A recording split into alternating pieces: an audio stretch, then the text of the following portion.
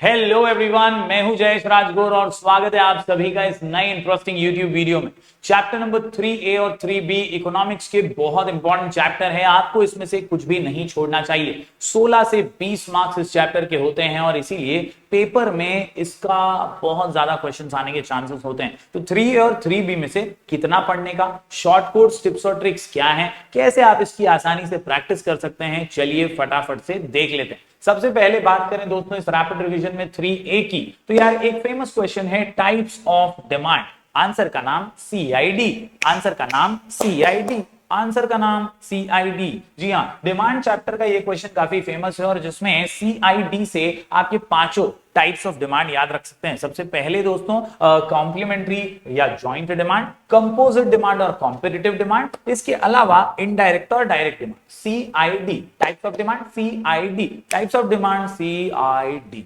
बात करें दोस्तों अगले इंपॉर्टेंट क्वेश्चन की, तो वो है डिटर्मिनेंट्स ऑफ डिमांड और पिंस ईट लॉट। इस शॉर्ट कोड से आप पूरे डिटर्मिनेंट्स को यानी फैक्टर्स अफेक्टिंग डिमांड को याद कर सकते हैं। फैक्टर्स अफेक्टिंग डिमांड यानी वो फैक्टर्स जो डिमांड पे असर डालते हैं, लोगों की डिमांड पे असर डालते हैं। ये कुल मिलाकर के 10-11 पॉइंट्स हैं और सब पिंस ईट लॉट से आप याद रख सकते हो। पिंस बोले तो क्या, प्राइस प्राइस प्राइस, क्या प्राइस प्राइस प्राइस, क्या price price price, price price of substitute goods, price of complementary goods. इसके अलावा आई से इनकम, एन से नेचर ऑफ प्रोडक्ट, आई से इनकम, एन से नेचर ऑफ प्रोडक्ट। याद रखिए, इनकम ज्यादा डिमांड ज्यादा, इनकम कम डिमांड कम। Nature of the product, nature अगर जरूरी है, बहुत अर्जेंट है, बहुत इमरजेंसी है नेचर प्रोडक्ट का, तो फिर उसकी डिमांड ज्यादा होगी। अगर ज्यादा जरूरी नहीं है, ज्यादा अर्जेंट नहीं है, तो नेचर के हिसाब से डिमांड कम हो जाएगी। इसके अलावा साइज ऑफ पॉपुलेशन, याद रखिए पॉपुलेशन ज्यादा तो भी डिमांड ज्यादा होती है। हमारे देश की पॉपुलेशन 150 करोड़ है और इसीलिए हम सबसे बड़ा मार्केट बन गए हैं पूरे दुनिया के लिए। तो डिमांड ज्यादा है जब पॉपुलेशन ज्यादा होती है।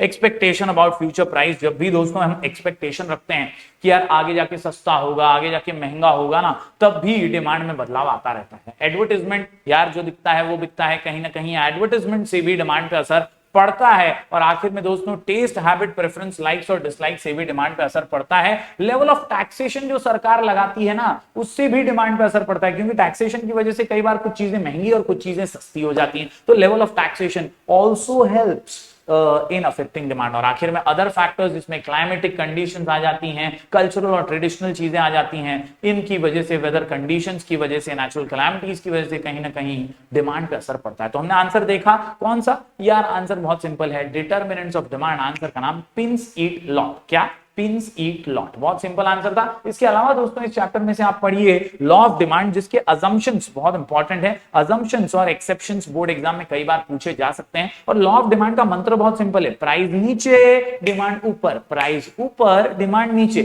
यानी सस्ता है तो लोग ज्यादा खरीदेंगे और महंगा है तो लोग कम खरीदेंगे। अब इसी के बेसिस पे कई अजम्पशंस हमारे भाई साहब अल्फ्रेड मार्शल ने बनाए हैं। इन अजम्पशंस का आंसर है नो पीसी। नो पीसी के अंदर भाई क्या है, नो बोले तो no change in size of population, no बोले तो no expectation about future prices, no बोले तो no change in taste, habit, preference और फैशन, और नो बोले तो no change in taxation policy. Basically जो अभी डिटर्मिनेंट्स बताया ना मैंने आपको पिन सीट लॉट में, वही सारे डिटर्मिनेंट्स हैं, बस उसके आगे no no no no no no no no no लिख दिया है। सारे डिटरमिनेंट्स वही हैं, टेस्ट, हैबिट, प्रेफरेंस, इसके अलावा change in size of population, change in income, सारे डिटरमिनेंट्स हैं, बस उनके आगे नो लिख दिया है। आंसर काफी सिंपल है। और प्राइस ऑफ सब्स्टिट्यूट गुड्स है, प्राइस ऑफ कॉम्प्लीमेंट्री गुड्स और constant level of income. Basically assumption में याद रखो जो डिटरमिनेंट्स में लिखा वही लिखना है, सिर्फ आगे नो लिखना है, नो लिखना है, नो लिखना है। बात करें एक्सेप्शंस की, तो एक्सेप्शंस काफी फेमस है और एक्सेप्शंस जो है लॉ ऑफ डिमांड में कई बार साथ में पूछे गए हैं 8 मार्क के लिए। और एक्सेप्शंस यानी ऑड मैन आउट, वो चीजें जिसपे लॉ ऑफ डिमांड लागू नहीं होता है, यानी प्राइस ऊपर तो डिमांड नीचे, ऐसा हर बार हो ये जरूरी नहीं है। और इसीलिए आंसर का नाम है high GPS, high GPS, high GPS. और हाई जीपीएस में हमारा आप अगर पॉइंटर्स देखेंगे तो बहुत सिंपल है, हैबिचुअल गुड्स, जिन चीजों की आदत हो जाती है ना भैया, वो चीजें जो हैं बार बार लगातार हम खरीदते ही रहते हैं, प्राइस चाहे कुछ भी हो। और इसीलिए my dear students habitual goods जो हैं ये डिमांड का एक एक्सेप्शन है। इसके अलावा आई से इग्नोरेंस, जी से गिफिन्स पैराडॉक्स और रॉबर्ट गिफिन के इंफीरियर गुड्स का ये एग्जांपल यहां पर आपको याद रखना है कि यार इंफीरियर क्वालिटी गुड्स कितने भी सस्ते में हो, लेकिन लोग नहीं खरीदते क्योंकि लोग क्वालिटी प्रेफर करने लग जाते हैं। बात करें दोस्तों पी से, प्रेस्टीज गुड्स और प्राइस इल्यूजन। प्रेस्टीज गुड्स में याद क्या रखोगे? प्रेस्टीज गुड्स में याद रखो यार, ये तो स्टेटस का सिंबल हो जाते हैं। कहीं ना कहीं सोना चांदी च्यवनप्राश, अच्छी महंगी गाड़ी, एप्पल का आईफोन, कहीं ना कहीं ऐसा लगता है इस समाज में, इस सोसाइटी में रहना है तो प्रेस्टीज गुड्स होने चाहिए। और इसीलिए प्रेस्टीज गुड्स भी एक एक्सेप्शन है। लोग प्राइस नहीं देखते, बस स्टेटस देखते हैं और खरीद लेते हैं।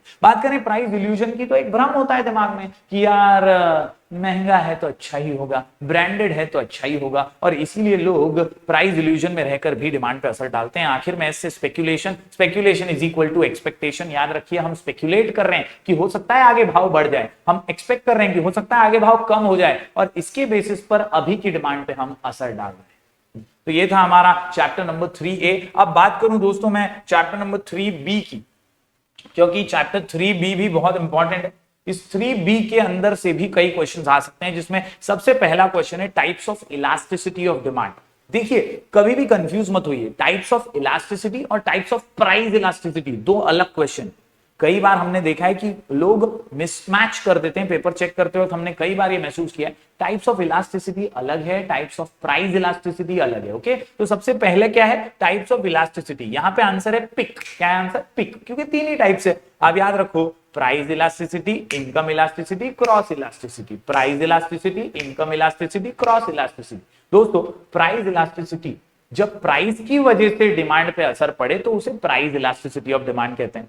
जब इनकम में बदलाव की वजह से डिमांड के ऊपर असर पड़े तो उसे इनकम इलास्टिसिटी कहते हैं। और जब किसी और प्रोडक्ट के प्राइस की वजह से किसी और प्रोडक्ट के डिमांड पे असर पड़े तो उसे क्रॉस इलास्टिसिटी कहते हैं। जी हां दोस्तों, when because of change in price of product A there is change in demand of product B, it is called as cross elasticity of demand. तो ये है तीन सिंपल से types, PIC pick, PIC pick, PIC PIC, price elasticity, income elasticity, cross elasticity. बात करें दोस्तों अगले important question की, तो ये है वो इंपॉर्टेंट क्वेश्चन 5 टाइप्स वाला, जिसमें types of price elasticity of demand आते हैं। हमने 3 टाइप्स देखे ना, प्राइस, इनकम और क्रॉस। तो प्राइस के 5 टाइप्स, और ये 8 मार्क के लिए आ चुका है एग्जाम में। आंसर का नाम प्योर, आंसर का नाम प्योर, आंसर का नाम प्योर। प्योर के अंदर 5 टाइप बड़े सिंपल से दोस्तों। Perfectly elastic demand, ED is equal to infinite. जब प्राइस में बदलाव की वजह से बहुत सारा डिमांड में बदलाव हो जाए तो उसे परफेक्टली इलास्टिक डिमांड कहते हैं। दूसरे टाइप की बात करूं तो परफेक्टली इन इलास्टिक, इधर इलास्टिक इधर इन इलास्टिक। यहां पे बहुत सारा चेंज, यहां पे नो चेंज। जब प्राइस में बदलाव की वजह से कोई चेंज नहीं आता डिमांड में तो उसे इनइलास्टिक डिमांड कहते हैं, ईडी इज इक्वल टू 0। फिर आते हैं यूनिटरी पे। याद रखिए दोस्तों, जब प्राइस में चेंज की वजह से सेम पप्पी सेम पप्पी सेम टू सेम चेंज आ जाए डिमांड में तो उसे यूनिटरी कहते हैं। यूनिटरी मतलब इक्वल। आखिर में रिलेटिवली इलास्टिक डिमांड की बात करें तो दोस्तों याद रखिए, थोड़ा ज्यादा, यानी जितना प्राइस में चेंज आया है उससे थोड़ा ज्यादा चेंज अगर डिमांड में आता है तो उसे कहते हैं हम रिलेटिवली इलास्टिक डिमांड।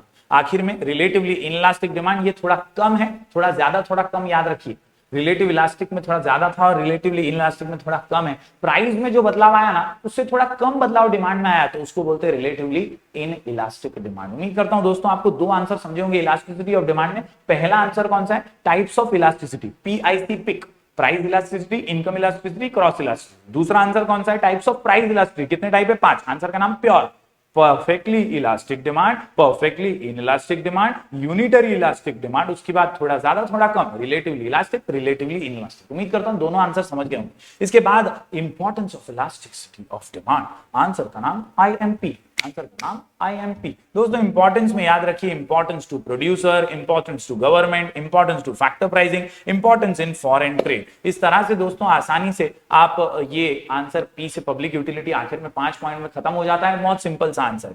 इसके अलावा दोस्तों factor influencing elasticity of demand, CID Hunt, ये एग्जाम में आ चुका है दोस्तों। Factors influencing elasticity of demand, हमने जैसे डिटर्मिनेंट्स ऑफ डिमांड पढ़ा ना पिन शीट प्लॉट, वैसे ही ये है factors influencing elasticity of demand. CID hunt में याद रखिए, यानी अवेलेबिलिटी ऑफ सब्स्टिट्यूट्स, CID में complementary goods, income of consumer और D से ड्यूरेबिलिटी, H से हैबिट, U से अर्जेंसी ऑफ नीड्स, यानी अर्जेंसी ऑफ वांट, और आखिर में नेचर ऑफ कमोडिटीज से CID हंट आपका क्लियर हो जाएगा।